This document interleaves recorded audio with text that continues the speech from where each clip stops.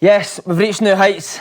We're at the top of the game now. Scotland skipper Andy Robertson, thanks very much for coming on, mate. Not a problem. Not a problem. By the way, what a graft to get him on, honestly.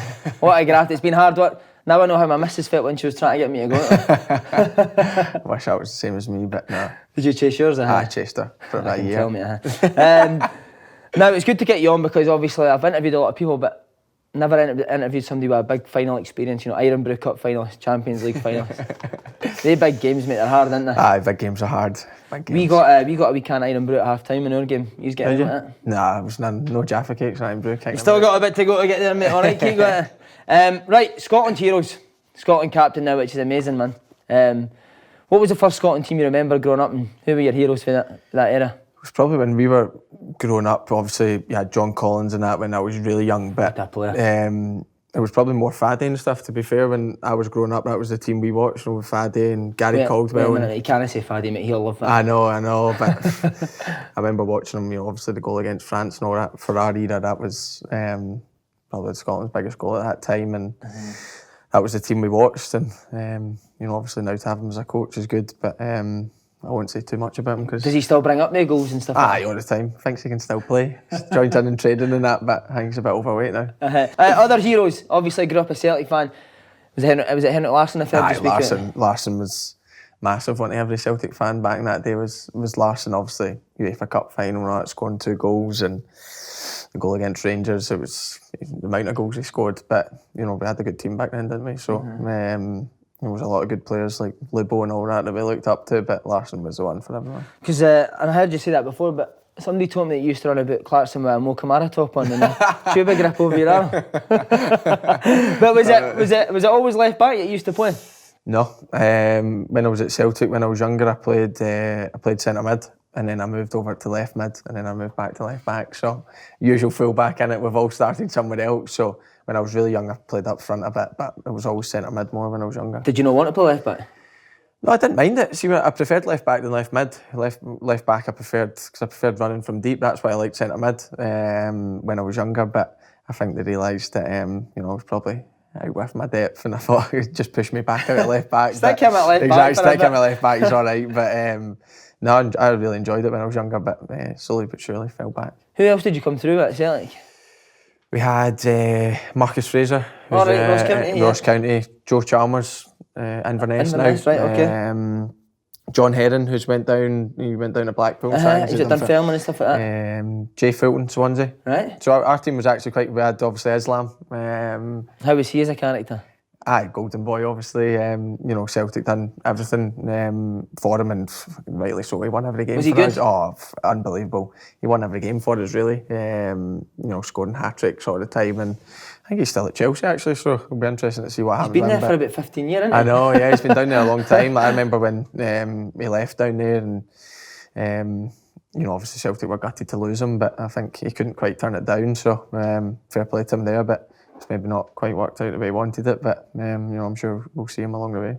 Who was it that was at Celtic at the time? Was it Tommy Burns? Tommy Burns was right up till probably when I was maybe 12, 13, and then Tommy obviously went up to he was assistant manager, wasn't he? And he left, and then we had, you remember Tony Taylor came in for a wee bit, and then he left to Canada again, and then Chris McCart came in just at the back end. So. But Tommy and Tony were different class, especially with me. You know, I loved them both, and Tommy was from the same area as me, so I always used to see my brother and his son used to play against each other, so I always used to see him at the parks on Sunday and that, and we always used to chat. So you know, he was massive for me at a young age. And how did you find it coming through at the academy? It was good, enjoyed it. You know what it's like at Celtic. A lot of perks have been like we were ball boys, not for the big games. Loved it. Do you know what I mean? Remember any game in particular that you were? Aye, was it Barcelona? I was not the Tony Watt one, the one before it. I can't remember what the final score was, but we used to get split up. And AC Milan had done as well, so there was a lot of big games. Do you know what I mean? Man United as well, when Borok saved the Nakamura. Aye. So we got a lot of big games, and we obviously went on the middle of the pitch and waved the big flag and all that before the game. So it was brilliant for all of us. But you know, obviously playing with Celtic, that was the kind of stuff that you kind of got. See, when you were in the Champions League final, just quickly, did you think back to that time when you used to? No, when I first played in the Champions League, because my first appearance was Porto away, and I remember looking at the flag, I'm thinking, I used to do that, and so the wee guys go that way, and it brought back memories, but we used to love it, and you used to go for the wee trial run the night before, and all that, couldn't get it wrong, but that was good. Brilliant, mate. Getting let go, did you expect it to come, or were you a bit surprised? If you'd said probably early in the season, I would have been surprised. But when Chris McCart came in, I was playing centre mid the whole season, and then as he came in, I get kind of moved over to left mid, and I'd never played left mid for Celtic. So then the last 2 months, I kind of had to be inclined that I wasn't maybe for him, and it wasn't going as planned. It was still probably a wee bit of a surprise, but when they told me, then when you look back on it, you go, the signs were there. Do you know what I mean? But you were maybe just maybe not old enough to kind of see it, but the signs were there, and for whatever reason, it just never worked out. But it was his opinion, and I took it on the chin. Can you remember that feeling of getting told? Oh, it was terrible. I remember, obviously, you'll have had it as well. You went in the meetings with your mum and dad, and you go and sit down, and then just when they say it, it's just no nice, is it? You can't put it in a nice way, but it was the two coaches I had for 2 years, and they'd I could see they were kind of gutted telling me, do you know what I mean? And then when you go home, it kind of settles in that wee bit more, and it's hard to get over telling all your mates and all your family and that, but it's one of the things that happens up and down the country, whatever team, but it's always hard when it's the team that you've supported. So what did you do after you'd been released? Was there a period of sitting about the house, or was it straight away trying to find a new team? Well, obviously it was at the end of the season, so we were still at school when school holidays came about, and I went away on holiday, and then I actually went to there was exit trials at Torry Glen. I went to them, and so I played that, and a couple of teams were phoning and stuff, but I was just go away, enjoy my summer and that, and then Queen's Park had phoned us, and I've always said it to the coaches that phoned me. I was never like, you don't exactly go, wow, Queen's Park, but I was, no disrespect to them, but that was what it was, and obviously used to Celtic not, but I said, do you know what, I'll come down for a session when I get back from holiday, and from the first session I loved it, to be fair. I knew a couple of the boys that were there, and I loved it, and then I ended up signing probably the week after, I think. And who was the coach there? Graham Connell was his name. He ended up being assistant manager at one point as well, not when I was there, but he was brilliant at the start, but the first season I had at Queen's Park, it was shocking. It was terrible. And why was that still the effect of getting released, Jake? I don't know what it was. I grew quite a lot in that, and obviously getting released from Celtic and all that, and then I think it was all just playing in my mind and stuff like that, but it was, first season I was shocking, because the following season we ended up, I don't know if you remember, but Queen's Park managed to go in the SPL with the youths, so they were playing Celtic and Rangers. Rangers, right, okay. But we had two teams, because one had to play in the SFL because it was a competitive league under 17s, and I went down to the SFL team just because they were saying that. So you weren't even in the? No, I wasn't even in the top team. No, I wasn't in the top team. So, and then during that season, that's when I'd played. I played left back, and I just kind of found my position, and I settled in, and since that moment, I don't think I've looked back. See when you were struggling at Queen's Park, was there ever a thought I could chuck you? I never wanted to chuck it because I always enjoyed football, but I didn't think, I probably never thought at that point this is going to go the way it's went. But because even in that team I was playing left mid, and the boy I played with Celtic was playing left back with BJ. And then he get put up to the SPL team. And that's the only reason you got put to I got put back to left back for one game against Stirling Albion. I remember it away Friday night, and I scored a goal and all that, and then he got moved up, and I played left back for the whole season, and probably by the end of that season I kind of took over most of the, I played with the 19s the last 2-3 games, just because they seen the way I was kind of progressing, so I knew it was going well then, but the first season it was shocking. I wanted to ask you, you played for the Spiders, was it just a coincidence you had that spider leg fringe as well? It was only when I met my missus I knew what gel was. Used to have the driest barnet ever, so I look back at pictures and my missus canes me for it. I used to have long, and it was terrible. But look at you now, mate, you're looking gorgeous now, absolutely gorgeous. So when did you start to get training with the first team and involved in that side? So we done that, so I was with the 16s, and then I went down with the 17s in the SFL, and then had 1 year at 19s. So then we went up with the 19s, and obviously we were the younger of the 19s, but I played most games, and then on a Monday you used to play with the reserves. And then the following season, I went away. It was 6th year holiday, so I went away with Malia, with all my boys, and the gaffer phoned me, and I'm like, I never had his number. I was like, hello. He's like, it's Gardner Spears. I'm like, right. And he's like, I want you to come away next week to Largs, because I used to go 4 days to Largs for a wee training camp. And it was the day after I get back from Malia. So, oh no, hanging. I was trying to get a flight back. I phoned my mum and dad. I was like, I need a flight back. But it was all connecting flights and it cost a fortune. My mum and dad was like, I can't pay it. Like, you just need to be careful with that. But obviously, you're on a lad's holiday, do you know what I mean? And you don't let up. So, but I was flying in pre-season. They wouldn't have been able to notice, but I was flying in pre-season. The fishbowls work, mate. I know, exactly. So keep trying that, I think. How was Gardner? Because he could be an angry wee guy, couldn't he, Gardner Spears? I could lose his temper, but that season went well for us. And he didn't. The only time he lost it was when we get put out of the playoffs against Peterhead. So see when you... Peterhead, mate. So see when you go up to the first team, did you fit in right away? Did you feel this is the level I should be playing at? It was obviously I was. Do you know what I mean? I was young and I was. Do you know what I mean? It was like the first time probably I'd been in a team all like men basically. Do you know what I mean? And then it did probably take a couple of weeks to settle in, but there was a couple of young lads that came up with the 19s with us. So it was made a wee bit easier. But once you got the initiation song and that out, it was all right. So. How were they men with you in the dressing room? They were brilliant. They looked after us as if they were like if we were wee brothers to them. Do you know what I mean? Especially me, they were different class with me, and they always looked out for me. And you know, they told us off when, you know, in the game and that, when we were making mistakes, of course, but it was always forgotten about. And you know what I mean, it was different kettle of fish, but it was brilliant. I loved that team because we had a lot of good players, but we got on really well, which was quite rare. So it was good. That tweet gets brought up all the time. So were you looking for a job then? No, it was fine. I was looking for a job, and the boy at Queen's Park, Andy McGlynn, actually ended up giving me one. So that's how I worked in the kit room at Scotland. And did you do the kit? I done the kit for 3-4 months. What Marky's doing now, so I done the kit for the first team. I done it with the first team for first 3-4 months, and then I gave it up when I moved to Dundee United. Brilliant.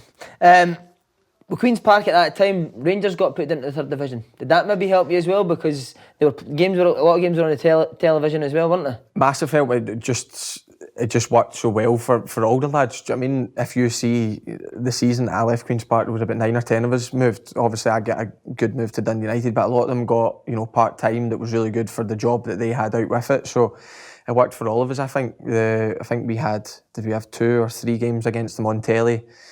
So obviously people had seen it, but I remember speaking to Jackie about it when I first signed with Dundee United, and I was like, was it the Rangers games? And he's like, no, because we played Partick Thistle, one of the first games of the season in the Cup. And he was like, I seen you then, and I kept an eye on you, and I was going to sign you for Partick Thistle in January, but then I knew Dundee United was happening, so he left us to it, and that's how it came about. But I think the Rangers games helped massively. How were the Rangers games? Do you look forward to them? I remember the first one at Ibrox, we went there top of the league. We were 1 point clear of them, and we were 1-0 down, and I had a glorious chance. I don't know if people sure bring it up, because my brother brings it up to me all the time. I've managed to get through, and I've played about 3-1-2s. It would have been a brilliant goal, and I've shot it. I've ended up falling over the ball, and I remember the picture. Neil Alexander hits it catch it with his calf, but I was gutted after the game because we ended up beating 2-0. But the games against them were different class. I mean, especially at Hampden when they brought 30,000. That was the first time we'd experienced playing in that crowd. I mean, so it was a good experience for all of us. So Queen's Park never went up because of you that year, all right? Pretty much, aye. There must have been some characters. How does a Queen's Park part-time dressing room compare to a Liverpool dressing room? Oh, completely different. Do you know what I mean? It's pranks all the time. It's completely different, but do you mean it's probably nights out are a bit different. No, Christmas do was brilliant. We went to Newcastle after we played Dannon away, and it was brilliant. I remember we obviously had all the carry-outs in our bags walking in, and somebody dropped their bags. The kit man was throwing the bags in. We're like, watch, because obviously there was bottles in that. And 2 cans burst open, and one of the big centre mids was drinking it because he couldn't put it away. That was before the game. Luckily, he was on the bench, but that set the tone. Do you know what I mean? And but the nights out we had with him were brilliant. But like I said, even like travelling back and that, like Gardner we never really drank coming back from games or anything, but just being together with them and all that, just some of the stories they could tell were brilliant. But it was a really good experience having all them. I still talk to most of them, to be fair. Great times, mate. So when did you know about Dundee United interest? I knew about it probably about February, March. I knew there was a couple of SPL teams sniffing around. Because I met Jackie at St Andrews before I signed, and he was just showing me about the place and said what he could do. And I went up and I went to St Johnstone's last game of the season, when I think they'd qualified for Europe then, and I'd spoke to Tommy Wright, but greatest manager in the world. Yeah, but Tommy Wright didn't know he was getting the job then. It was still Steve Lomas, and he couldn't quite tell me. Do you know what I mean? So I remember sitting in his office, but when I sat down with Jackie, because he was a full back and all that, just the way he spoke to me, I knew that Dundee United was the kind of place for me, and I wanted to go there, and I was pretty set on it from day one, really. And did he tell you you'd play straight away, or was it? No, he says, look, I'll obviously we'll sign you, we'll see how it is, we'll probably sign another left back. We're going to sign another left back? Yeah, well, we had Graham Carey. Remember Graham Carey? Good player, Graham Carey, we had him on loan, on trial for pre-season. And luckily the gaffer had kind of played me in a couple of games, and I'd done really well. Started and ended up not signing Graham Carey, because going into the season, I remember the gaffer telling me, says, look, we're not going to sign Graham, we think you're going to be the starter, and Sean Dillon could cover us and stuff like that. So we had cover there, and they ended up not signing Graham. So I think he went to Ross County instead. So I think he was gutted. But obviously I just knew if I could hit the ground running, then it could hopefully work out for me. Is that what Jackie's good at, giving you confidence? Yeah, of course. Like, I remember even the first day I walked into the youth team changing room. I think Jackie spoke about it a few times, but because I just didn't expect anything. Do you know what I mean? I expected to start at the youths and then try and build my way up. And the gaffer came looking for me. He came in and he's like, Andy, you're in, like, go in there. Do you know what I mean? So I'm walking into the first team change room, scared to look at anyone. You know what I mean? Sitting in between, and I remember sitting in between John Suter and Goldie, and I just thought they didn't like me at the start, but I didn't know that was the first time in the changing room. So they weren't speaking to that, because we ended up sharing a flat, do you know what I mean? So we ended up becoming really close, but first week I says, you were harsh on me. Never spoke to me enough, and I was in there, but no, it was brilliant. And then that's when I knew I had a chance, when the first day when I was in there. And that gave me confidence straight away, do you know what I mean? So it always started quite well. I'm not going to ask for any stories in that flat. No. I feel like men behaving badly. Yeah. How big was the step up for Queen's Park to Dundee United? Because, as you say, some great players at the club at that time, eh? It was big, but the thing for me was, the crucial thing for me was full-time football. Do you know what I mean? And when I was at Queen's Park, I had awkward conversations with Gardner, because Gardner was trying to hold on to me. And I remember I told him, I says, I'm going to Dundee United. And the lads were in training the Monday, and he phoned me, he says, where are you? I says, I'm signing with Dundee United tomorrow.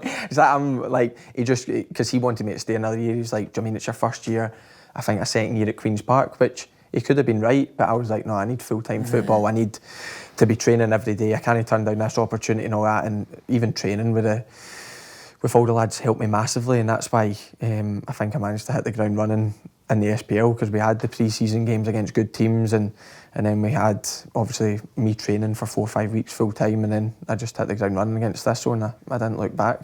Who impressed you straight away at United? I think Gaz, GMS, was the one. Was he?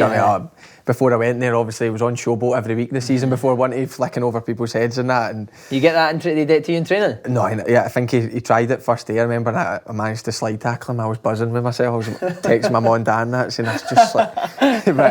but Gaz and Stu Armstrong, they were both obviously highly spoke of when Johnny Russell had just left, and he just went to Derby, but they two were probably the main boys, and Goldie and John were just coming through, but they two were the main ones, and they were very good that season, to be fair. Do you remember your SPL debut? Yeah, Partick Thistle, Friday night. I remember it because Jackie was going back to Thistle. Right. So it was the first game of the season, and we were the first game, so we were Friday night, and I remember getting told that I was starting, so it was a local game for all my family and that, so I managed to get them all in. My gran and granddad live in Maryhill, so it was easy for them. Right? So they all came along, and we drew 0-0, I think it was. Drew 0-0. David Goodwill, that was his first game back. I think he missed about 3 sitters. He was gutted after the game, but all the focus was on him, so it was fine. It took all the pressure off me, so I was all right. Was there any doubts in your mind about playing at that level, or did you think I can play here? I didn't know if I could play there, but I thought, do you know what, I'm going to give it a go, and that's the attitude I took. I just took it in training, and then going into games, I thought, do you know what, I'm playing with good players, and that always helps. And after the first game, that gave me confidence, because I played well in that game, and I thought, do you know what, I can play at this level. But you always then think, Thistle had just got promoted that season, so you think, we're maybe playing one of the worst teams. We've not played Celtic and Hearts and all that at this time, and so it was a wee bit. It was a wee bit like that, but once you start building on games, it's like you're just building confidence, and then it just comes like bread and butter, really, innit? Was the football that Jackie played at Dundee United at that time, did that help your game? Because some of the football was excellent. Yeah, because usually what happened was Stu played on the left, but he wanted Stu to always come inside, so it just gave me the whole wing, really, and Stu always used to find me, and Goldie used to find me with the ball, and we played football. Do you know what I mean? We got the ball down and played, and it did suit us because we were all good players, and that's what the gaffer was saying. He was, and Simon and Jacko, they were like, there's no much point in us launching the ball or whatever because we're good players and we've got the midfield. So what's the point in bypassing them? And always John Rankin, I think he got me in my move to Hull. Honestly, the amount of time he covered me at left back, so I was bombing forward. So he done. I always speak to him, and I think, it was down to you because you covered me, and I was never out of position. So I was always bombing forward, and then a wee bit slower getting back. You mentioned there obviously playing Thistle, but was there ever a game that you came up in the SPL that you thought maybe I'm no cut out for a standard? Was there a certain opponent or St Mirren away? St Mirren? Oh, I had a stinker against St Mirren away. Boxing Day, I had an absolute stinker. You'd had a few Christmas Day in it. We could beat 4-1. I think I was at fault for 2 of the goals, and it was the worst day of my life, honestly. But would Jackie pull you up for it? Jackie spoke to me, but after that game, a few things had happened in my family, so it was all forgotten about, and I had to get rushed off from my family. That's for another day. But right, okay. It was kind of forgotten about. But if it wasn't, and because he did have words with me when I went back and trained, I had the next day off, and I went in the following day, and he's like, look, spoke about the stuff that was going on. And he's like, look, I hope you're all right. And then he sat down about football, and he's like, I had a stinker. I was like, do you know what? Can't argue with you. I had a stinker, and that was a bad period because then we went to St Johnstone away, get beat 3-0, and then we get beat in Aberdeen at New Year's 1-0. So that was a bad period we had. But other than that, it was good at United. You were flying, beat Rangers in the semi-final of the Scottish Cup. How good was that experience? Brilliant day. You fancy yourselves before the game? We did, we did. The only thing, not we were worried about, but the only thing that could have went, because it was Ibrox, do you know what I mean? And they had, I think United maybe brought 10,000-12,000, which was good from them, but Rangers had most of the stadium, so we didn't know if that was going to have an effect, but we battered them really from the start. We started really well, and then they get a sloppy free kick back, and then Nadir scored the old famous goal that he never looked when he put it in, and then that was 3-1. And I remember I was on a booking, and as soon as that third goal went in, I went, I've got cramp, get me off, because if I got a booking, that was me done. So I'm like, get me off, I'm playing in the final, and the gaffer took me off. But I think John Rankin was on a booking as well, and he was fuming because I think he had the same idea. And the 3 subs had been used? So I was the third sub, so I'm like my calf did cramp up, but it was only 2 minutes left. I'm like, if I make a stupid challenge here, I'd be gutted missing the final, so ended up getting taken off, but it was a brilliant day. Brilliant. How was the celebrations after it? Good? Brilliant. We all went back up to Dundee.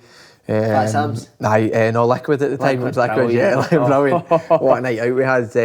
Obviously all the United fans had all travelled down, so they were all heading back up and they were all out, and when you win, you don't care about like jumping about with them. Not obviously the final was a different story, but the semi-final it was a brilliant day. I remember I drove up and I had Goldie and John in the car, and our other flatmate Joe McGovern, and all 4 of us just went straight out, and we met Stu and all that out. And it was a brilliant night, to be fair. The final roles reversed because you were the favourites. Did you feel that pressure going into the game, do you think? I don't think the only pressure we felt was that St Johnstone during the season that was the team we always struggled against. We battered them second game of the season 4-0 at Tannadice, and then the next 3 games we played, we get battered off them. We get beat 1-0 at home, but they dominated us, and then the 2 at McDermott Park, it was I think 3 or 4-0. So I think that's what the gaffer was worried about, and that's what we were worried about, because they did have the beating of us. They knew how to play us, and it showed in the final again. But I watched the final back after it, and we had some chances. I remember Dowser scored hit the post, and then Shifshy had that free kick that the keeper ended up landing on. And these things, I just can't believe we never got back on level terms. But to be fair to St Johnstone, they deserved it, and they had the beating of us, and I think they knew it. Do you know what I mean? I remember going in at half time and they were all bouncing down the tunnel because they'd just scored. And we were all going in, and I sat and like we were in the away dressing room. We were all sitting there like tripping us, and I was like, "We've got another half here." And at that point, we should have probably realised we were beat there. Do you know what I mean? Because we were the goal right in stroke of half time, done so much for them and killed us really. Was that a real low point in your United career after that game? That was the lowest point. Do you know what I mean? Dundee United was, I look back on it in fond memories, but that's my biggest regret because obviously we were favourites. We should have won it. We had the players, we had the team to win it. In terms of the fans, I think we had about 40,000 at Parkhead and St Johnstone only had 20 or whatever, so roles reversed again for the semi-final. Do you know what I mean? We had all the fans, and to disappoint them all, and obviously all your family and that are there, and you have all the plans to party after it and all that, and then it just doesn't happen. And obviously that was my last competitive match, so that was the biggest regret for me. You quickly got over it though, because you had got Young Player of the Year. Young Player of the Year. Yeah.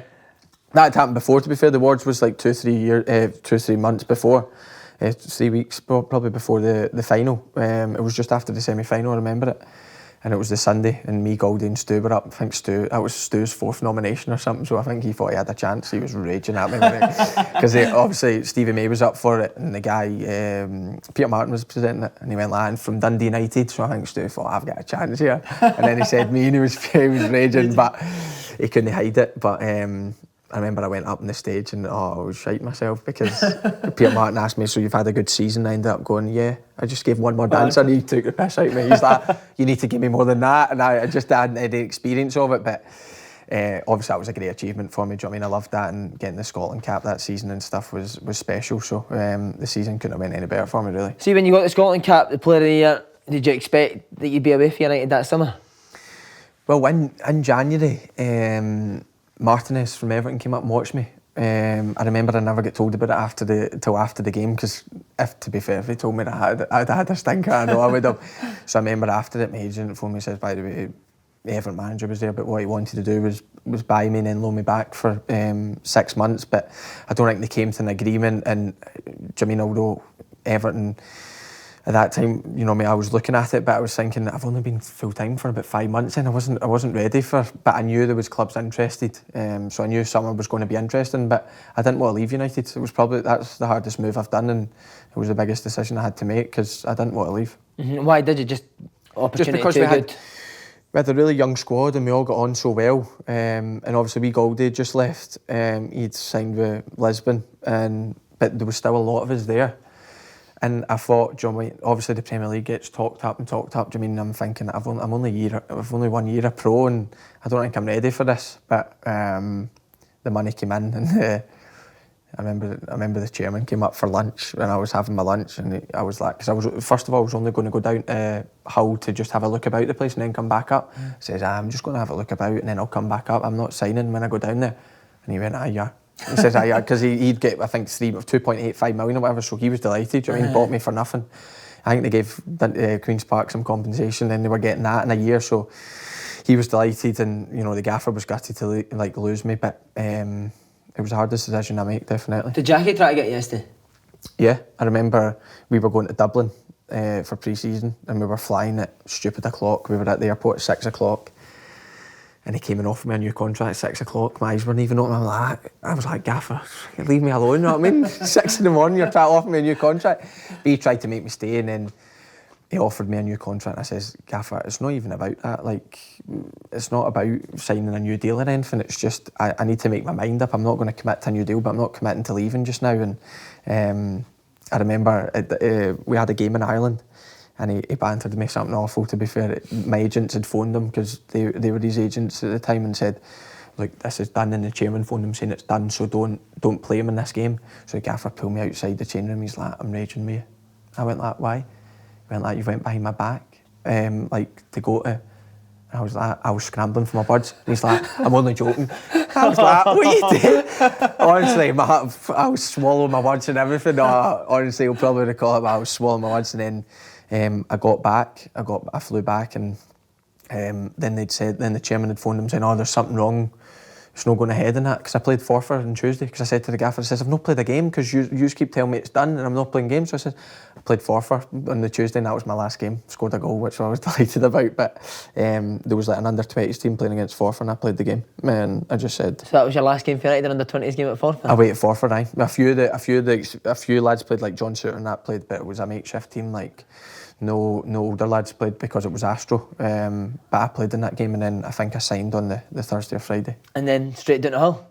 Yeah. What was your feelings driving down there? It must have been nervous. I was nervous. I phoned before I left. I had a good chat with Steve Bruce, and he'd convinced me, really, because before that I was uncertain, because Hull had came out of nowhere. There was a couple of Premier League teams, I think West Brom were one and West Ham were one, and they were the only ones that we really spoke about, and then Hull came out of nowhere and they just went, yep, we'll pay the money, and then obviously the contract, like it wasn't a hard contract to negotiate, but I had a good chat with him, and he was like, look, I've watched you, you're ready, do you know what I mean, you're ready, and that's when I believed it, and I went down, and then I spoke to him in the training ground and that, and at that point I knew that this was the club that I was going to sign for. Players seem to love my twin, Steve Bruce. What is it about him that's so good? He's different class. He makes you just like run through a wall for him. Do you know what I mean? That's what he's so good at. Every lad loves him. Do you know what I mean? Even the lads that aren't playing and stuff will still, if they then get called upon. That's what he does. That's what he's so good at. His man management, second to none. And I had a great time with him. I only had one probably bad chat with him. And, right, go on, give us it. What was it over? It was my own fault, to be fair. We were struggling in the league. So basically, the gaffer was like, "We'll have a day out at the races." So bring us all together, all the staff. We're training in the morning. Day out the races. Went to Ripon because there was a few good race courses. I've been there. Good. Went to Ripon, so we were in the box and all that. But the bus was leaving the hotel at 11 o'clock. So all, you know what it's like, youngest lad in the team, all the experienced lads are like, get beer for the bus, right? So I'm like, are you sure? It's early, are you sure? Yes, we're sure, you're sure. So I've stopped off at the petrol station on the way, got my neck suit on, I looked like a car salesman, honestly, they were all slaughtering me. So I've walked on my big 24 crate, right? So I've walked by the coaches and all that. I was like, I thought, you want a beer in that? They're like, no. Right, so I thought, oh, it's a bit frosty. And then obviously I gave all the lads a beer and all that, we were all drinking because it was an all-day session, so that's what the gaffer let it slide for about 5 days, pulled me in his office. I'm thinking, what's this about? It might be about the game on Saturday or something. He's like, I've let it slide for the last couple of days, but don't ever do that again with the drink on the bus. He says, you disrespected me, not. He was fuming at me. And I'm like, but I was trying to explain it. I was like, well, experienced lads told me that, and like, obviously I'm the youngest, you know how it is. And he's like, no, bullshit, no, I'm not having that. So I came out and I was like, oh lads, I knew I shouldn't have done it. And then the funny thing is, see, at the playoff final, I've walked on with the crate again, and he's tried it again. He's been like, Robbo, what have I told you? And I was like, oh, so I've turned back off again. Bus. He's like, give me a beer, because obviously he was in a lot happier mood. Do you know what I mean? So it smoothed over. But my relationship with him was brilliant. He really looked after me and like helped sort of house and all that. So that was the only one bad chat I had with him. But so could you go through, boys, still? Aye. We had a couple of bad chats with him, just because of results and stuff after games. After game, I remember Burnley away before international break. He was fuming at us, and he's like, "You're all in the mortar for internationals." And then he actually looked at it and thought, logistically, this doesn't work because I've got people going all over the world and they can't keep him in. So he came back and he's like, "I'll see you Tuesday." Whatever. All the lads were fine, but we had a couple of bad performances, and that's when he would have a go. But everyone respected him, and that was the main thing, because when he came in and shouted, everyone listened, really. And but he didn't lose his temper that much. Who was the players that first year when you were relegated that you came up against and thought, wow? Hazard. I always say it when they say that was the season he won all the awards and all that. And did you need to mark him? Yeah, he was the first. They were the first big team we played. We played Chelsea at home, and he was on my side. Oh, and he ripped me apart. Honestly, he was flicking over my head and all. I was doing everything. Canadian band dance. I think we got beat 4-1 or something that day, and he was different class. And then at Stamford Bridge again, he was brilliant. And safe to say, he got my vote for Player of the Year. So, but he was the one that really stood out. But there was a lot of good players, do you know what I mean? But he was the one that I walked off thinking, I'm glad that's over. Because see, United, obviously, you were famed for going forward. Yeah. Is that when you thought, I need to work on my defensive side of my game, playing against these players. Yeah. Would Steve Bruce help with that? Yeah, Steve Bruce did. Obviously, great defender himself, and he was all about keeping clean sheets. I mean, that's where his success came from. You know, I mean, Steve Bruce's teams aren't, you know, quite well known for scoring 4 or 5 goals and that. He's more known for being solid at the back and then, you know, going up and maybe winning 1 or 2-0. And he helped. He did help. We played 5 at the back at the start, so I was a wing back, so I could still attack. But when we defended, it was a 5 at the back. I mean, so I had to get back based in full back position. But he did help, and playing against the players, you learn. But I did make mistakes, and that's when I looked at it and I thought, you know, I mean, I need to really focus on it. And you know, luckily I done that.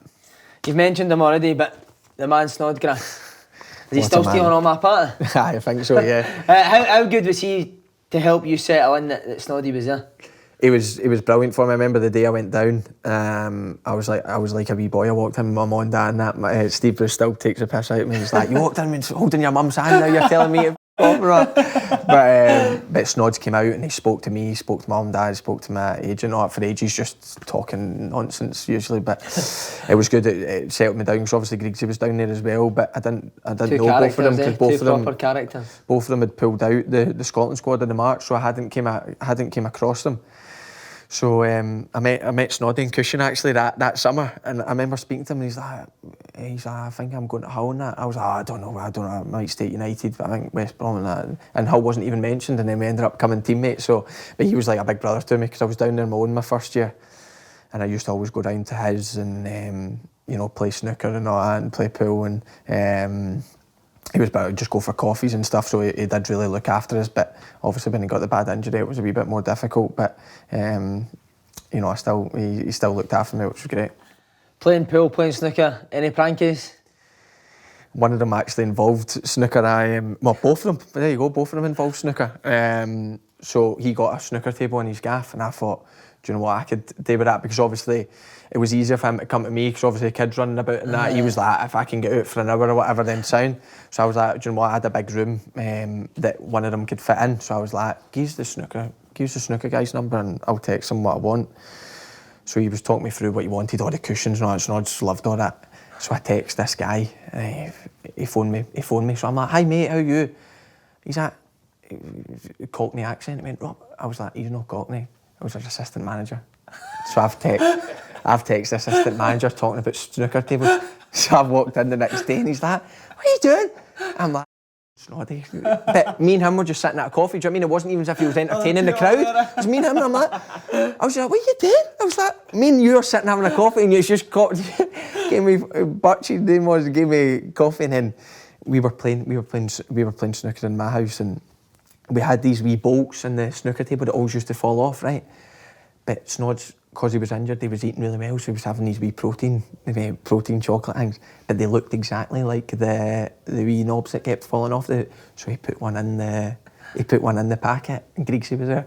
He went like, Griggsy, you want one? Stop eyeing them up, not like, he's like, I gave one to you, but Griggsy went like, Nashers fell out there. Me and Snods were rolling about the floor. Brilliant. And honestly, to this day, Griggsy's like, I knew what it was. No way was he biting that hard on it. But that's what he was like. Do you know what I mean? He was just so off the cuff, and these pranky phone calls and all that. He'd done Jimmy Bullard. They spoke about it in Soccer AM, I think, but he'd done Jimmy Bullard about him when he was out the jungle. And did he? I've not heard that story. What is that? He was talking about, I can't remember even what it was. He was talking about, like, he was saying that Sky were starting this new show, Game Changers, and he wanted Jimmy to dress up as a big fluffy bear and all that. And Jimmy's like, I kind of want more like full-time work. They had Jimmy on. And, he's done some big names, hasn't he? But that's what he's like. He's just so off the cuff, and then like on the phone, you can't even understand it's him.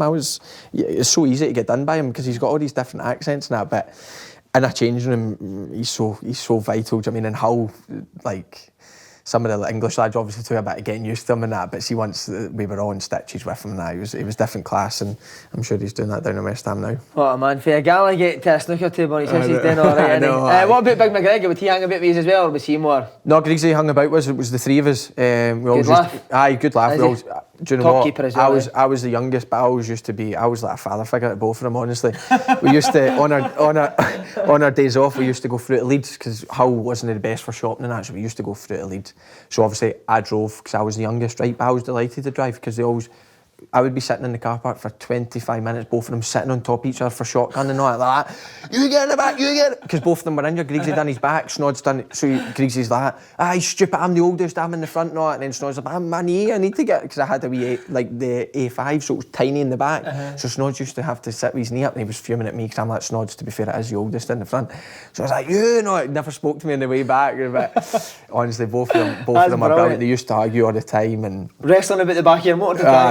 Honestly, we were sitting in the restaurant, the local restaurant at Hull, and both of them, I can still get a picture on my phone, both of them are sitting on each other's knee, trying to get in the front, but they used to just argue, but it was brilliant banter. I mean, all three of us used to banter, and obviously Griggsy's gear's a bit rascal, so we always used to, when we used to go shopping, he was looking at the leather jackets and all that, so, but it was brilliant, because to have they two there, helped me massively, because a young lad just coming down from Scotland and not knowing anyone, it was, they really helped me, which the first season, which was brilliant. Dawson, Snods, I had my first Q&A with the fans, and it was me, Dawson, Snods, both of them typical, told me it was tracky, didn't they? I showed up my whole tracky, both of them are there in jeans and a bloody shirt, and I'm like, do you know what, it was something in my head that I was like, there's something all right here, so I packed gear in the car, I put gear in the car.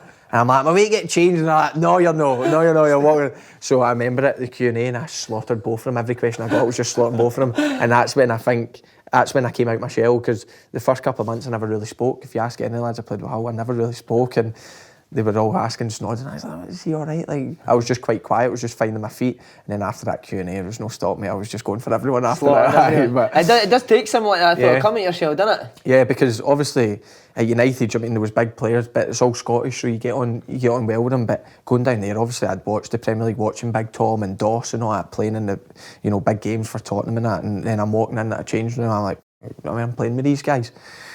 So it was tough. Jake Livermore was another one. He was brilliant with me. Yeah, so he took me under his wing. But we had a really good squad. We had all the Irish lads that were brilliant as well. So the first season, the whole British squad we had was brilliant, and we all got on so well. And obviously it ended in relegation, but we had a good time, and it wasn't down to our togetherness that we got relegated. It was just we weren't good enough at the end of the day. But it was a great squad to be involved. And you go straight back up the next year. How good are the playoffs? Brilliant. That season was massive for me. I all started the championship because I played the most games out that team. So you think maybe the step down was good for you? The step down was brilliant for me, because it meant I felt as if I was probably maybe focusing too much on defending sometimes at Hull, and I couldn't get forward when I needed to be involved in the play. But in the championship, we were one of the favourites, so I was bombing up and down, and we went back to 4, and then but also defensively, it's tricky wingers in the championship, so you had to be switched on, and I had a really good season. But for us, with the playoffs, if you're guaranteed promotion at the start of the season, I'd go playoffs every time. What's so good about it? It's just the two-legged tie. Derby away was our sticky team. It was like St Johnstone all over again. It was like St Johnstone all over again. Derby beat us 4-0 away from home at their place, and then they beat us 3-0 at the KC. So a lot of work had went into it, because we were like, we're away first, we need to be in this tie. We ended up beating them 3-0. It was a brilliant day. I scored in the 97th minute or something. I ran over to all of them, and we were all jumping in that. And then obviously at the KC we got beat 2-0. I scored an own goal, so it was hit and miss. Do you know what I mean? And we were hanging on right then. Craig Bryso had a fantastic chance, about 50 minutes. It was 2-0. If they scored 3-0, we would have been out. I'm telling you, we would have been out. But we hung on, and in the last half hour we were quite comfortable. But the scenes after it, all the fans running on and all, it was brilliant. And then to go to Wembley, do you know what I mean? Chef Wed, we were probably, because Brighton were flying that season. And that Poyet's season. And Chef Wed were underdogs, and they beat Brighton. And that probably suited us a wee bit more, because us playing against Chef Wed, the way they played suited us better than the way Brighton, because Brighton beat us twice as well, and they were a really good team. And with that big pitch at Wembley, they would have battered us, I think. But Chef Wed gave us a chance, and we dominated the game, to be fair. And the whole game, you just can't wait. As soon as Diami scored, you can't wait for it to be over, can you? And it's just like the feeling after the final whistle was incredible. And celebrations after it, good? Brilliant. London? Yeah, I remember even the final whistle. I remember I just put my head up, I was looking to the sky, and Snods came running over to me and jumped on me, and then from there, we stayed down in London. And we had all our family and friends in it. It was different class. It was brilliant. Big Steve was steaming and all. I know we were all steaming, to be fair. And But that's what it's all about. I mean, the whole season leads up to that, and then you finally get promoted again, and we were all just celebrating together. But I think the season, when they went up to the playoffs the first time, they had an open top bus and all that, but we didn't do it because we had internationals. So I remember me and Snods, we get about 3 connecting flights to France, I think 2 days later, because they couldn't get a direct flight to, where were we based? We were based in, I can't even remember. We were based somewhere, but we had to go to we flew to Charles de Gaulle and then all the way through Paris, throughout Paris airport. And that knocked the playoffs out of us. We were all buzzing, we were going on a high, and then we're like, by the time we got to the Scotland camp, we're like, so I was knackered, but the playoffs as a whole was fantastic. Brilliant, mate. Following pre-season, wasn't the most plain sailing. Steve Bruce lost his job. I mean, were you thinking what's going on here? There was a group of us that always, when we finished training, we always went out for lunch and we just kind of hung about, had a wee coffee and all that, and then we would head home. Who'd be in that group, man? So like me, Snods, Griggsy, Tom Addleston, Sean Maloney, Doss would be there, Jake, and all them. The big hitters, basically. Huh? All the British lads, really. Okay. We always used to stay and just have a wee chat, and we knew, because the assistant managers took the training that day, so we knew the gaffer was having chats with the owner, but we thought it was about targets, because I know the gaffer was getting frustrated about who he was trying to get in, and I think the owner was quite hard to get hold of and stuff, so they ended up coming back, and the gaffer just walked in and went straight to his office. I remember looking at him, and he looked like a broke man, do you know what I mean? And one by one we all went in, and I went in and I went, gaffer, we were all gutted. And he was like, Rob, off, just can't take it, do you know what I mean? And it's like, it's just came to the end and it's not good for this club. So he always had the club at heart, do you know what I mean? He was like, it's no good for the club, and do you know what I mean? I'm gutted to be leaving all you and all my staff, because the thing was, he prided himself on his staff, do you know what I mean? He looked after all his staff. So he was gutted because he was like, do you know what I mean? It's just came that far that I can't even think about them, because I know some of them will lose their job because of it. And I went in and I just gave him a hug, and that was it. You know what I mean? We didn't see each other again, and we obviously only had 13 players. I mean, the famous picture that came out in Austria. And could you still have a laugh, even though it was desperate times? It got to the point where, do you know what I mean, we had to laugh about the situation, because it wasn't changing, because then, do you know what I mean, the club secretary, and we had Mick Phelan in caretaker charge, but nobody knew if he was going to take the job, so it was pointless him then getting the hold of the transfers, and if he signed people straight away just to add numbers, and then he left and somebody else came in, and they say 5-6 boys weren't the other manager's cup of tea, but you know, Mick got the job, and then I think people came in last minute, like Ryan Mason and Will Keane and people like that, so we ended up in Big M Bacani came in, and we got a couple of lads in, but the first game of the season we only had 13 fit boys, and we ended up beating Leicester, which was incredible. Champions, I mean, we were just promoted. I don't even know the odds that we were that game, but I guarantee nobody backed us. But we all pulled together, and that was the main thing, because we were so close, it just pulled us together, and we thought, do you know what, we can't control this. Going into the first international break, we were in the Champions League. We were thinking we could do Leicester that season. Here we go. we were sitting third. I think we were above like Liverpool, Man United, and that. We're like, here we go. This is it. And then obviously it just started going downhill after that. But you know, that season was really tough. And then relegated again. At that point, did you feel you're too good to go down to the Championship again? I didn't feel I was too good to go down to the Championship, but the way it worked, I only had a year left in my contract, so I knew Hull would look to sell me, and I knew I wanted to get out. I wanted to leave Hull at that point. I had 3 years there. Obviously, in the January, Snoddy went to West Ham, and Jake left to West Brom, so they were two people I was really close to. And the way it worked that season, a lot of the lads were then thinking, I mean, I'm going to try and get out, and it worked that way, because I left, Big Tom left, El Mohamdi left, Sam Clucas left, Curtis left, so we all left. So I was thinking it was a race to get out, really, because I was thinking there's going to come a point where they're going to stop it, and nobody's going to get out. But I thought, I mean, if we can be one of the first. But I done pre-season, because it didn't look as if I was doing pre-season. I thought I was going to sign early doors. When I was away on holiday and that, the chats were ongoing, the first bid get made, and it was really slow. It did go quite slow, and I ended up doing the first 3 weeks with Hull. And Slutsky, to be fair to him, the manager, first dealings with him, he was brilliant. He said to me with the first pre-season game, he came up to me and he said, you want to play? He was like, don't worry. I says, look, Gaffer, no, like, some teams are in for me. I'm not playing this game. I think it'll be done next. And he's like, look, what's the chances of you staying, offering your new contract. He says, just give me a percentage. And I says, I'm going to be on at 0. I says, 0%. I says, I'm not staying. I says, I know a couple of clubs are sniffing, and I knew Liverpool were interested in that, so I was like, I'm not turning them down. Do you know what I mean? So at that point, and then it took, but I was getting frustrated. Do you know what I mean? I was on the phone to my agent more than my missus. Do you know what I mean? I was phoning him 10, 12 times a day. I was like, what's happening? Come on, man, I'm stuck in Portugal. I need to get, because I was just desperate to get it over the line. And Liverpool were going to Hong Kong in pre-season, and they were going for 2 weeks. So I wanted on the trip, because they were like, we need, if you do get in time, we need to sort your visa and all that. So then it came a point, they're like, look, you can't go. It's not getting done in time. And then I ended up signing, I think it was a couple of days just before they get back from Hong Kong. I trained at Melwood, I think twice, with lads that came back a wee bit later, and Ingsley and that came back from injury, and a few lads that came back from internationals. Emre Can and Sadio Mane were the two, so I just played 5-a-sides with them. So just 5-a-sides. Just 5-a-sides with them. It was alright, but I was just delighted when it got across the line, because at times it was so frustrating. How much of a buzz when you first heard at Liverpool, weren't you?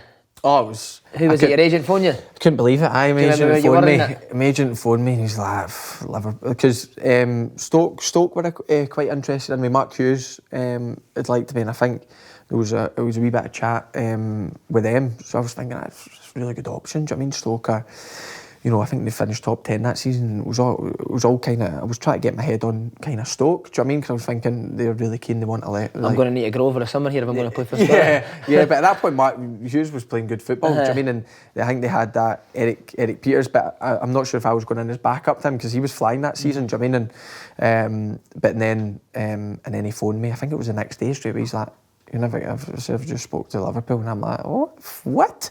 I couldn't believe it. I was like, and then he started talking about it, but still in the back of my mind thinking, this isn't happening. Yeah, you've had chats with Liverpool, that's fine, well done. Do you know what I mean? Like, I'm sure they're interested in everyone, but and then it started building a bit of momentum, and then it just so happened that the deal ended up going through. So I was delighted. Is that all you can think about when you hear something like that? It's very hard not to. Do you know what I mean? It's very hard not to, but I had to try and not think about it, because I didn't want to.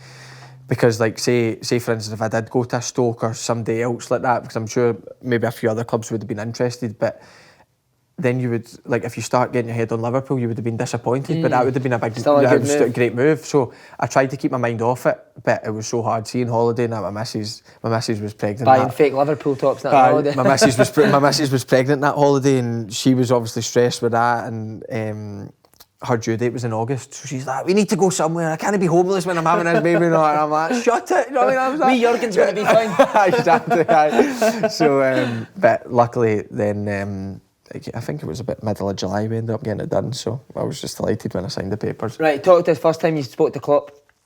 It was when, because they were in Hong Kong, so it was when they came back, and he came over. And I remember we were playing the 5-a-sides because we were training, and he walked over. You know what I mean? Like, you're still like kind of surprised. I mean, you're like, he's your manager, but you're like, right, there's Jurgen Klopp. And he came over and he gave me a big hug, and he's like, how you, blah blah blah. How's the last couple of days been? Because not many people know this, but I'm not even sure a lot of the boys do it, but I'll give you a wee exclusive. Yes, what a man. First day I done this lactate test, right? It's the German lactate test, and it's horrible. I've seen boys doing it. Horrible right round the pitch, and I'm doing it with Danny Ings and that, and because my medical went on for 2 days, so it was quite a long medical. So I wasn't eating and I wasn't doing this, and because I was fit, because I had 3 weeks with Hull and I was looking after myself. So I went down the lactate test, and I'm thinking, my stomach's a bit dodgy here. So I've started like gagging. I was sick everywhere. I was sick on the way halfway down. I had to stop and sick. And then I tried to catch them up, because I'm thinking I can't drop out at this point, because this point was like, you're super unfit. That was the point you had to get by. So I was sick around the pitch, and then I stopped. Because they take your blood out your ear, because it's all testing your lactate. So it's not about how far you go, it's about your. So and then I stopped. I was sick when I was getting my blood taken, and I went another lap, and I was like, I need to stop. I was like gagging. So first time I met the sports scientist, I've got a great relationship with him now, but the first time I was like, he's like, you sick? I was like, because he's German as well. I'm like, I'm fit, I swear I'm fit. So the gaffer obviously fed back to the gaffer. He's like, did you have a wee accident yesterday? Did he bring that up straight away? But it was all right. He was laughing about it and that, but that set the tone. Do you know what I mean? That's when I knew I had to get up to the level. But then I had a good chat with him. He spoke to me and he got to know me a bit more and spoke to me about, you know, him and how he grew up and stuff. And, you know, it was a really good chat. And then, you know, I felt quite comfortable after that. So is he a friend as well as a manager? He can be, yeah. He can be, you know, he'll put his arm around you. And in terms of family stuff, he's brilliant. Like when, I remember the day before Arsenal, my wee one came, so obviously I missed training, and he was, the player liaison was phoning me saying, right, because he was born at about 12:30, and he's like, come to the hotel later on, spend the time with the wee one, your missus and that. And then, so I kept in touch with the player liaison, and it came to about 10:30, just about all the things, and then we managed to go home. So I was like, right, I'm going to take my missus and the wee one home. Her mum and dad will stay, and I'll come at the hotel. And the gaffer ended up phoning me, whether it was because I wasn't going to be in the squad anyway, but he ended up phoning me and says, look, just spend your first night with your family. Do you know what I mean? It's a big thing for you. Spend your first night and come to the game tomorrow. And I wasn't in the squad. He was like, you're not, so just come. So he didn't have to do that. Do you know what I mean? So even then, from the very start, that's when, you know, that's just when it comes to family and stuff, he really understands it because he's super close to his family. So they wee things go a long way, though, don't they? It does, because some managers would go, do you know what I mean, as soon as he's born, get to the hotel, do you know what I mean? Because, and your hands are tied because you can't, because you're doing nothing, do you know what I mean? The baby's born then, so you've been there, but he was really good with it. And, you know, I think obviously my missus and like all my family and I appreciated that as well. So in terms of stuff like that, he really gets it. Brilliant. You never played at first. Was it down to fitness? I don't think it was down to fitness, no. I think it was down to my understanding of the way. It took me a while to get used to the way he was playing, because I think I'd done an interview the other week and I was saying, like, Crystal Palace, I played the first game at home and I get man of the match, and the fans were like, oh, like, really good, do you know what I mean, good option and all this. But even when I look back on that now, the way I played that game is completely different the way he wanted me to play. So I'm probably walking off the pitch, and he was happy with me that game. I walked off the pitch thinking, do you know what I mean, I've just done well there. But now when I look at the way I play and the way he wants me to play, that game I didn't do it. Do you know what I mean? So it was just trying to understand. So what did he want you to do differently? It's just because I think he always batters on about it. It's about marking like spaces and stuff like that. But obviously at Hull we were more man marking. Do you know what I mean? So as long as I looked after my winger, if the striker get in between us, it was down to the centre back. Really, do you know what I mean? So but he's all about, if it's over one side, there's no need for you to be hanging out with the winger. Do you know what I mean? Get inside. So it was just all about that and all about the counter press and all. So it did take me a while to get used to it, but once I got used to it, it was all about just staying on top of my fitness, because I knew my chance would come. And he spoke to me, do you know what I mean? He was like, your chance will come and, you know, you need to be ready to take it, because I think in training and that, my confidence took a wee bit hit, and he's like, this can't happen, do you know what I mean? Because I will need you at one point. And it just so happened that Alberto got injured, which was unfortunate because he was flying. And that was probably part down to it, because he started the season really well and everyone was happy with him and there was no need to change him. So, but then when he got injured, I knew that I was in the best shape possible to take the chance, and it was just up to try to perform in the games, and luckily I done that. And what a team to play in now, mate. Yeah, what a team to play in. Do you know what I mean? They make it easy. They make it easy for you. But I want to ask you, sorry, who is the one that you look at every day and you think, what a player?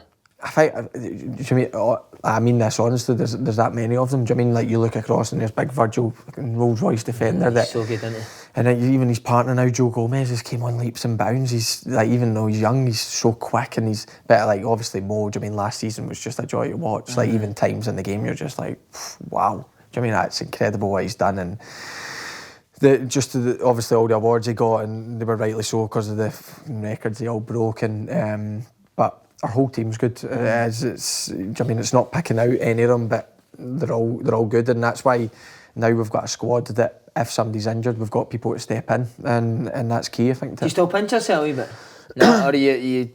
I'm used to it. Because you're one of the main players now. A wee bit. Do you know what I mean? You wee bit, because you still. A wee bit, yeah. Come on, give yourself some praise. I know, but like, you do sometimes when you have that wee moment to think, you go, do you know what I mean? I'm playing for one of the best clubs in the world, and you know, all the fans and everything that goes along with it, and playing in this team. Do you know what I mean? You look back on it, you know, I'm sure when I retire and I go, do you know what I mean, look at the players I played with, because, you know, you take it for granted, but, you know, I'm sure that probably some of them aren't saying that about me, but no, it's a fantastic team to play with, and, you know, I love it. I love going into training every day, and especially the games. You know, the games are good fun.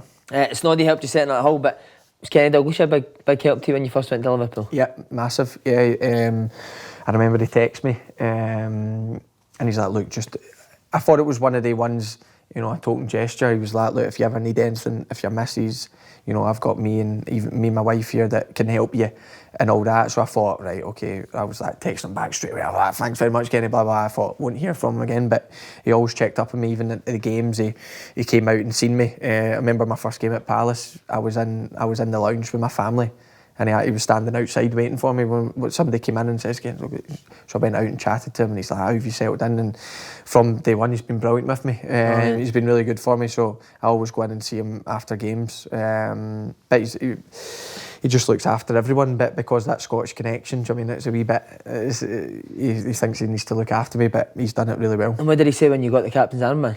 I texted me straight away.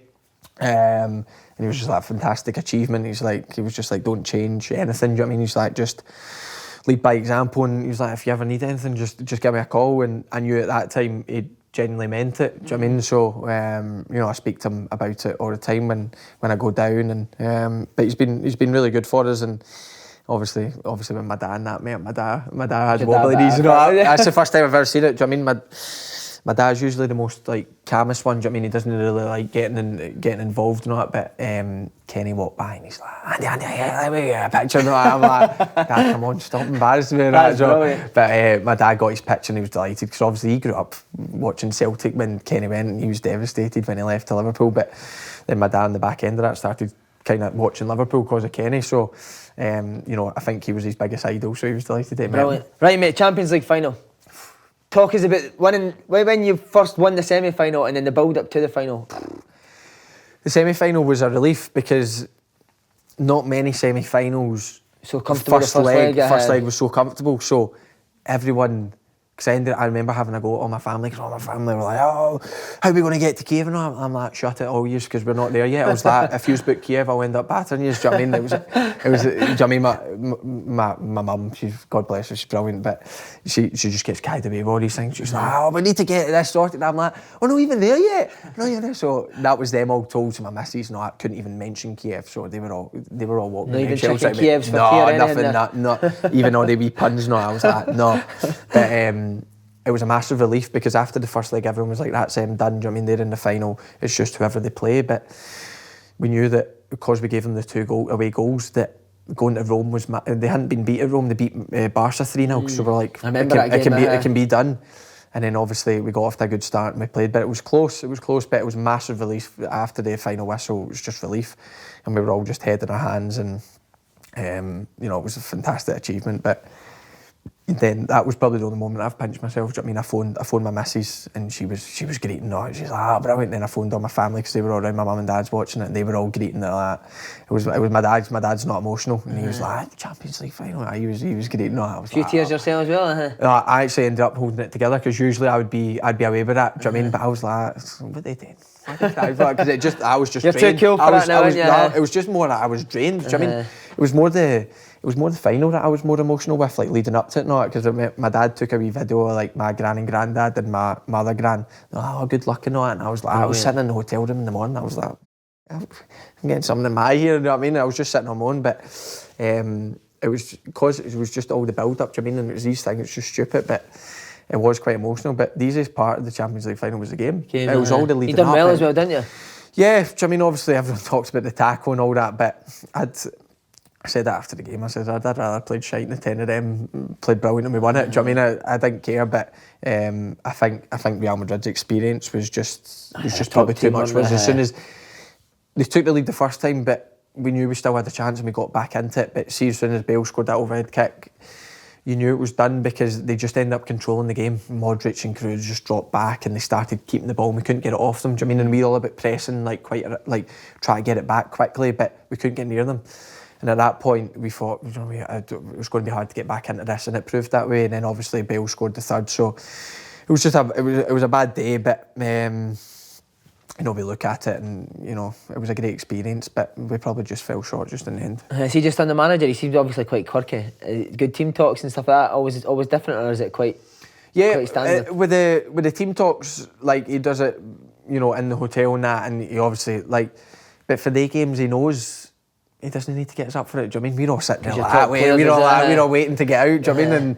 And so he knows. He just talked about it, and he was quite relaxed, and he was trying to get all of us relaxed, and it was fine. And then obviously we all came together before we went out, and he was hugging everyone. That's what we all do. We all go round and before every game you hug. He'll hug us all. He'll go round, make sure he gives us a big hug and all that. So that makes you feel all warm and that before you go out. But you know, Champions League one, I think he held a wee bit tighter than he was holding on and that. But please, yeah. But you know, it was good, and even the week building up to it, we went to Marbella and we had a training camp, and it was all relaxed. And I remember because we had a press day obviously, and all the press came in. And I remember them all reporting saying, you know, we've never seen a camp like it. They're all relaxed, and that's what he done, because I think he's been to quite a lot of finals, so I think he learned from it with the Dortmund final. I think he was quite uptight, and I think that went to the players. Like, that's what he said, and he was like, we'll try it differently, we'll try and relax, and it was all good, and we were obviously working on the stuff we did, but other than that, it was all, you know, calm and save all your energy and all that. And you know, it did work, because we all felt like going into the game, it felt fine. It was just all the stuff surrounding it, like sorting tickets. No, it was a nightmare. But see, when you go out there, it's the game's the easiest bit, I think,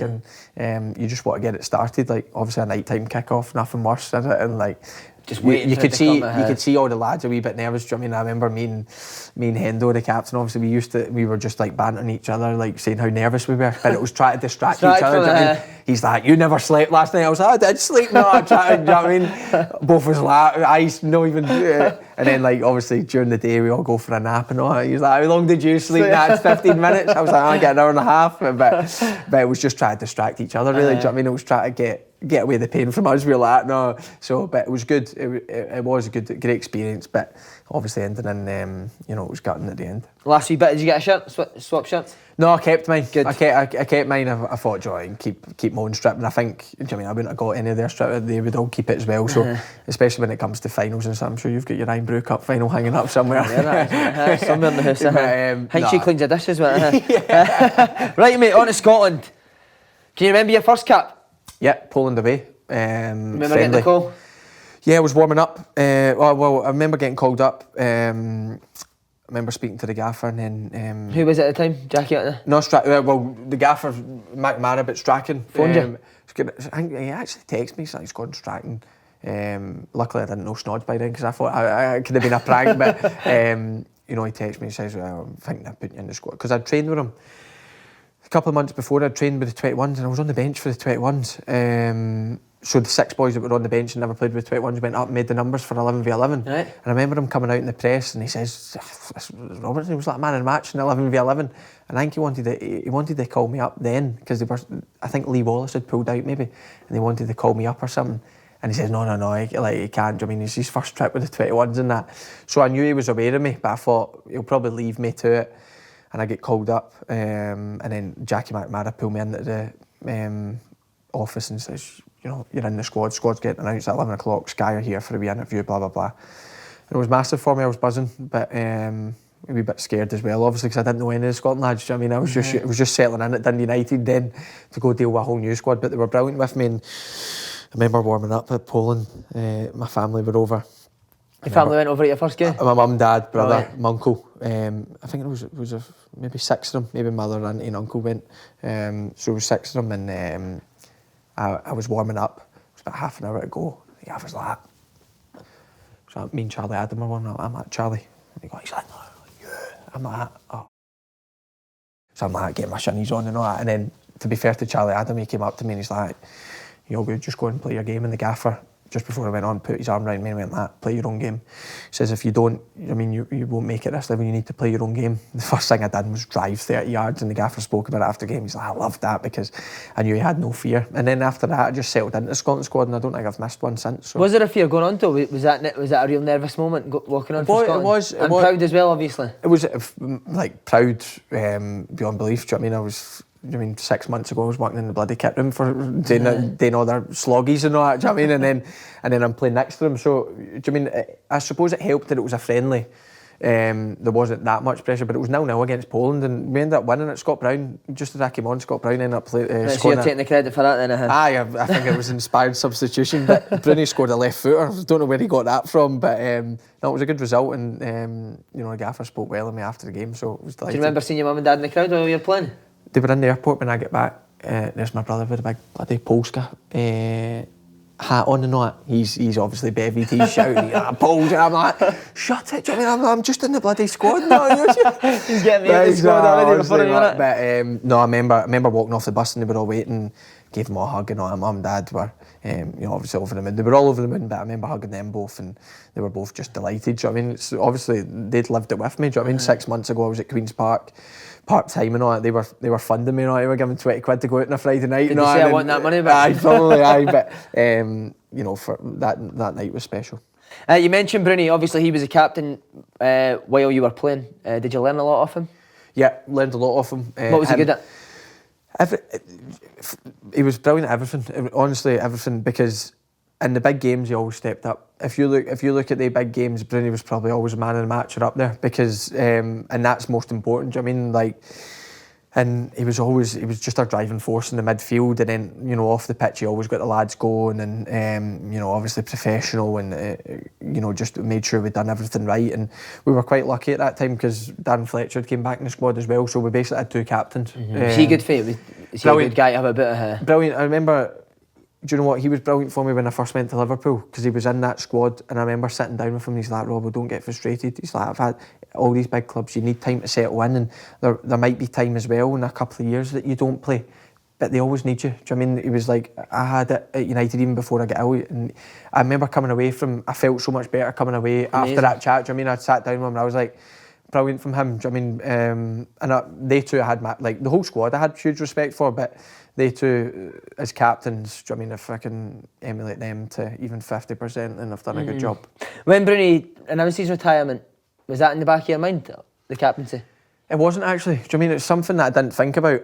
The only thing I thought about was, because I knew a couple of the lads were then chucking it at that point, so I thought, I'm going to be one of the most experienced. That's all I thought, but I thought... Did you like that responsibility, knowing that you were... I did, because there was say me, Charlie and Nazy came back in and Snods, and other than that, because we got rid of a lot, like big Russell Martin, who was brilliant, James Morrison, Barry Barron, all these boys James McArthur, that had been round the Scotland squad for ages, and we'd lost all them, so it was quite a new squad, and it was a young squad and inexperienced, and it was time for us all to, the small group of us probably to step up and try and drive everyone forward, which we've tried to do, and but it was good, but because the first game we played, they gave it to Charlie, didn't they? Big Gorgeous, and he made an arse. Big Gorgeous got it, aye. Big Gorgeous Charlie got it, and but then obviously when the gaffer told me I was getting it, I remember him saying, I want somebody for, maybe the next 5-6 years, and Charlie was brilliant with me because I was worried, not worried, but I was a wee bit thinking, is Charlie going to be, a wee bit gutted in that? But Charlie pulled me straight away and he's like, Rob, we've had a chat with the gaffer. Not a problem. Do you know what I think you're brilliant for it and all that? And that's why. Do you know what I mean? He's vice captain, and do you know what I mean? He's supported me brilliantly so far, and that's why, because we had that respect. Because do you know what I mean? I get told, and I didn't really tell anyone because I thought, do you know what I mean? I need to make Charlie had already been told, but I had the respect for Charlie, but. Luckily, he took it so well. And then you went back to your room and went mental. Yeah, went mental. But it was. Do you know what I mean? When the gaffer pulled me in, it was just one of the moments. Surreal. Surreal, aye. And you sit down with him, and it was just like this. And the gaffer, I want you to be my captain going forward. And he's like, I think he asked me, would I accept it? And I'm like, of course. Do you know what I mean? I was like, it's not even.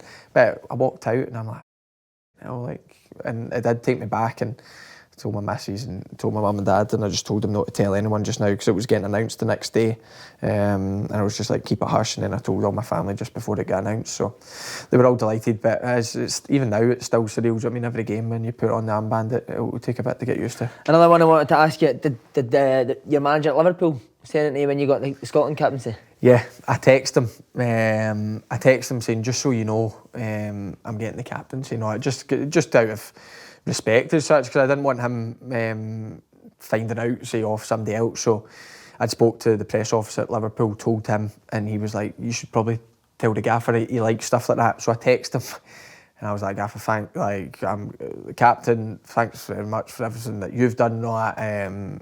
Do you know what I mean? I hope it's going to be successful, all that. And then he just texts back in big capital letters, he's like, you're the real Scottish Braveheart now. That's what I said.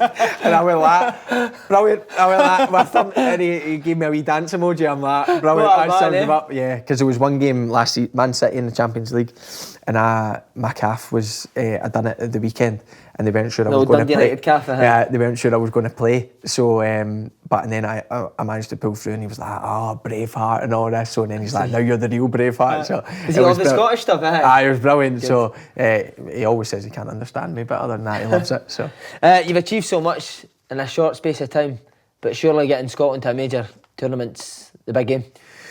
That'd be up there, yeah. That's the biggest aim for me.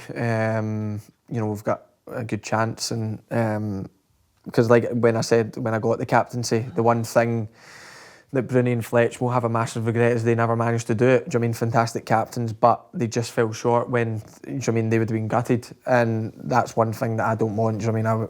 When I pass the armband on to whoever it will be next, then I don't want to look back on it and go, do you know what I mean, I didn't quite manage it. And that's our biggest aim, because it's a regret, because you can see there's quality there, and it's an exciting squad. Of course, but like I can see when I look at, they won't mind me saying it, but when I look at Charlie and Nazy and stuff like that, it's now that they do everything, it's like they're desperate for it now, because they know they've probably only got 1 or 2 campaigns left. Do you know what I mean? And you can see the kind of, they're just desperate for everything to go right, and probably things like the result against Israel probably affected them more, because they're thinking, do you know what I mean, that's us took a hit, and they're desperate for it. Of course, we're all desperate, but the older you get, you think, I'm never going to get there. We've got youth on our side and we've still got it, but the main aim is to get to this Euros, and if we can do it, then we've got an exciting squad, but it's just about getting the best out of all of us. Because the Tartan Army are desperate for it. Oh, they're desperate for it. How good are they? They're brilliant, and do you know what I mean, they deserve to go to the Euros or the World Cup. I think every other fan, talks about how they missed them and all that. You see them on the away trips. I mean, they're brilliant, and they deserve a major tournament, and that's our main aim, to try and get them there. Last question. We did our podcast at Hampden. There's now a big mural of your face up on Hampden. How weird is that? Grew up not far from it to see your face up. I seen it the other game when it was a bad one. But we played Portugal, and I seen it going up, and somebody had sent me a picture of it, and then it was actually quite funny. I was getting a lift home by my mum and dad and my uncle after the game, and I was like, it's just up there, and they couldn't see it. And my mum was my dad's like, he's like, no, just gets home. Dad's like, my mum's like, take us round there. I was like, take me round to see it. I want to see it. She's like, I want to see my baby up there. No, she's an idiot, but and I was like, oh, just leave. I was like, let us go home, and so we ended up just going home. But it's one of the moments that you just look, grew up not far from it, played there with Queen's Park amateur, and you look at it and now your face is up in the wall. So hopefully a few of the other lads join us, but I'm hoping for McGinn, no Charlie, to go up next to me. Andy, top man, pleasure. Top man, thanks very much, mate. Cheers, top man.